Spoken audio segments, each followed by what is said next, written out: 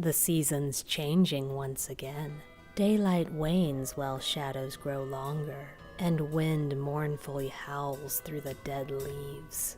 A chill challenges the fading warmth of summer, and suddenly you're just a little less certain that there isn't a pair of unfriendly eyes on your back.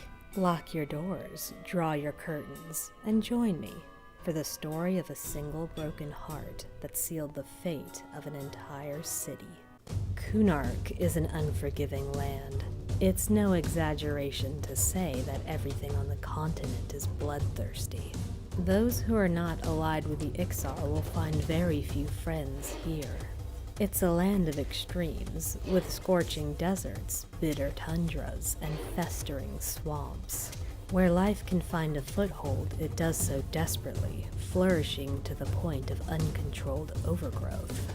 The Emerald Jungle is just such a place, a lush rainforest teeming with life.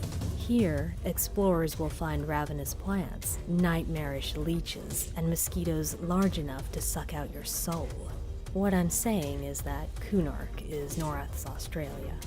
However, alongside this abundance of flora and fauna, somewhere between the jade canopy and the spider web of roots, there's something rotten. A corruption lingers in the heart of the Emerald Jungle, reaching out to contaminate those who wander too close. This impurity can be traced back to one place, an abandoned city half devoured by the surrounding jungle, forgotten and left to rot in the humid wilds.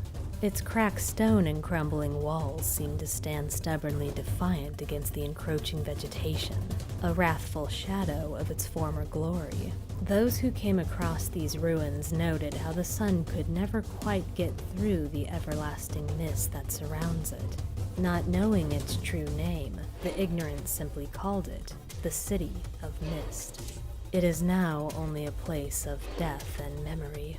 Ghosts of merchants aimlessly wander the decrepit streets. Skeletons of long-dead slaves stare at nothing for decades, while golems continue a ceaseless patrol, not realizing that there's nothing left to protect.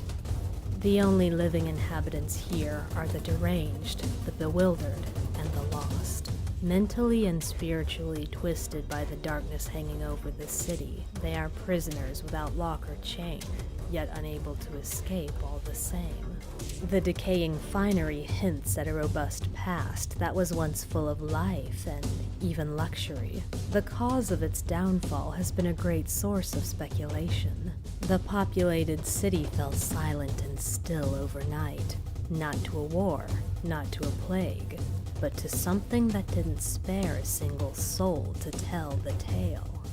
Before its downfall, this place was known as the Iksar city of Torsis. One could say it was the jewel of the Subelesian Empire, for its citizens enjoyed lives of indulgence. Crusaders found power, and merchants found great fortune, while nobles enjoyed exotic goods and entertainment. This tale begins during the reign of Lord Rak Ashir and his queen, Ne Ashir. Though they had inherited a wealthy city, the citizens credited their royal couple for its continued prosperity, as they were considered paragons of Kazakh Thule, who was clearly favoring the city with his good graces. While everything seemed perfect, it was in this golden age that Torsis took its first steps down the path that would lead to its ultimate destruction. The truth of what happened is only known to the spirits who still linger there. When defeated, they drop historical documents that establish a timeline of events that led up to its downfall. A merchant's diary page states that there was some sort of commotion at the castle. Rumors abound that there is an assassination, or an attack by dragon-commanded froglocks, or even divine intervention, though the merchant is uncertain why Kazakh Thule would strike against the loyal Lord Rak. A crier's scroll announces that Lord Rak will be appointing another high priest into Kazakh Thule's clergy. A merchant's letter confirms that the church does not need its usual amount of silk to make new robes, as Lord Rak has cut the royal donation. The church is trying to hide this fact, but the merchants have noticed how the church's funds have dwindled. A written announcement confirms that Queen Ne has gone missing, and Lord Rak seems desperate to find her. A priest's diary page laments that the church's funding has been cut yet again. He secretly wonders if the loss of Queen Ne has driven his lord crazy. Finally, a slightly guilty student log admits that the owner missed Mass yet again for a class that was scheduled at the same time. The student hopes that the new archpriest will discontinue further Masses and plans on missing the next Mass as well. These records indicate that Torsis somehow lost sight of its spiritual path, and without the awe and inspiration of that which was greater than itself, it eventually withered away. It also suggests that the disappearance of his queen is what caused Lord Rak to lose faith, straying from the path of Kazakh Thule and laying the groundwork for the city's demise. Now that's where the story ends for some, but a refined Lahore like myself keeps digging. Books obtained from the ghost of Lord Gaiask have an interesting theory as to why the previous Lord Rak became so despondent during his reign. The head housekeeper's log from Lord Rak's reign states that while the Lord was away on a journey, a high-scale icon was found in the royal bedroom. This is a particularly juicy scandal because these icons were only worn by the Crusaders of the High Scale, who were a divine and, traditionally, celibate sect of knights. That was until Kern joined their ranks. He was the exact opposite of celibate, and frequently lectured the use of females during religious crusades. His various victories helped support his message that non-celibacy also had its place within the church, and apparently within the queen. He'd been in Torsis for a bazaar a few weeks before the queen went missing, and they'd caught each other's fancy. Kern died not long after that, far from home in the ruins of Old Payneal, and his body was never recovered. A shrine depicting him among many women was built to honor his controversial reign. Gods, I wish I could find that shrine. Kern's ghost actually still haunts the hole. Phrasing. Though he still looks surprisingly alive for being dead for so long. I suppose his raw charisma is enough to defy death itself. If you return the lost icon to the sexy ghost, he will proudly admit to doing the dirty deed, and wonders if you're there to accuse him of the queen's death. He decides he wants the truth to be known, and gives you the promised ring of Queen Ne, and says that if you show it to the queen, she'll remember all the salacious details. Returning the ring to the ghost of Queen Ne, she will admit that there's nothing left to hide before attacking, saying that if you can't defeat her, then you're not strong enough to see that vengeance is served. Once Queen Ne is defeated, she drops her diary and the key to her husband's quarters. Her diary confirms that she was tired of political monotony and attracted to Kern's more dangerous lifestyle. Now, one may think that Queen Ne's disappearance was simply her running off with Kern, but if that were true, then why is her ghost still found in the ruins of Torsis? After all, none of the records mention that she died, only that she disappeared. All this evidence implies that Ne didn't run off with Kern in the weeks after he left Torsis, as many have speculated, but that she was murdered. It's likely that Rak killed her for her affair, and covered up her murder by saying she disappeared. Gaiask's historical article even confirms that it was a well-known fact that Rak's despair over his missing wife was mostly an act to preserve the illusion of his nobility. Clearly Rak had lost his faith long before his queen had lost her fidelity. So then, if it wasn't the unfaithful queen, just what was the cause of Rak's melancholy?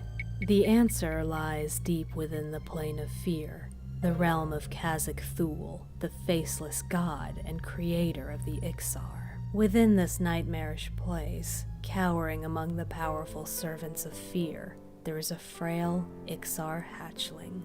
She doesn't respond to attempts at conversation. Her tearful eyes stare blankly ahead, yet see nothing but the consuming terror surrounding her. This is Rak's daughter, and the only way you can help her is to end her suffering. Bringing the child's tear to her father's ghost, Rak will finally recount what happened that fateful night. He says that a minion of his god came to him one night. He knew it was Khazak Thul because he was frozen in terror. The being took his daughter and vanished. When he regained control of his body and thoughts, he felt nothing but betrayal. And that was when Rak stopped caring. Now, we finally understand what happened to Torsis. By the time of Rak's reign, Khazak Thul believed that the citizens of Torsis had taken his blessing for granted.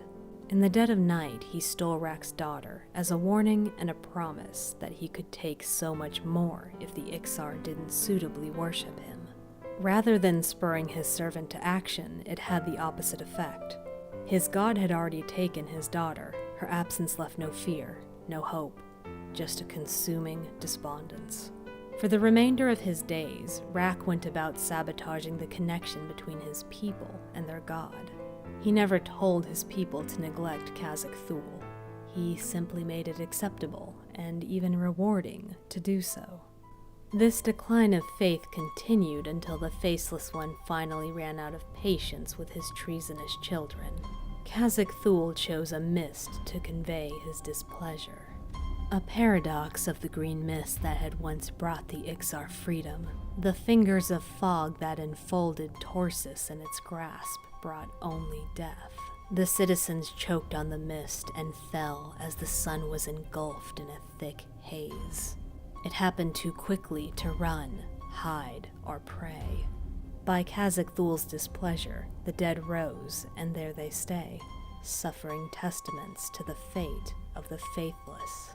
Lord Rak intentionally set up his city to fall, even if it took decades after his own death to do so, ensuring that Khazak Thul would never receive the praise he sought from its citizens. He knew it would mean little to the Faceless One, who could just as easily feed on the fear of Iksar, yet he carried out his grim task all the same, damning himself and his fellow Iksar in the process.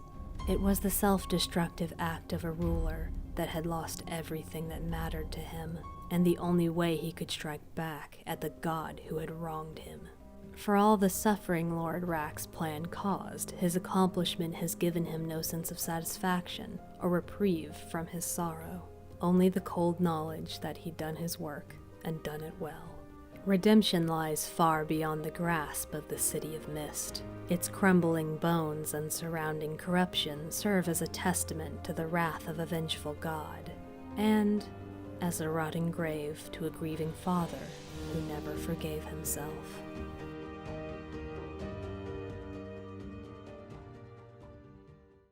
Thanks for watching, stay safe, and I'll see you next time.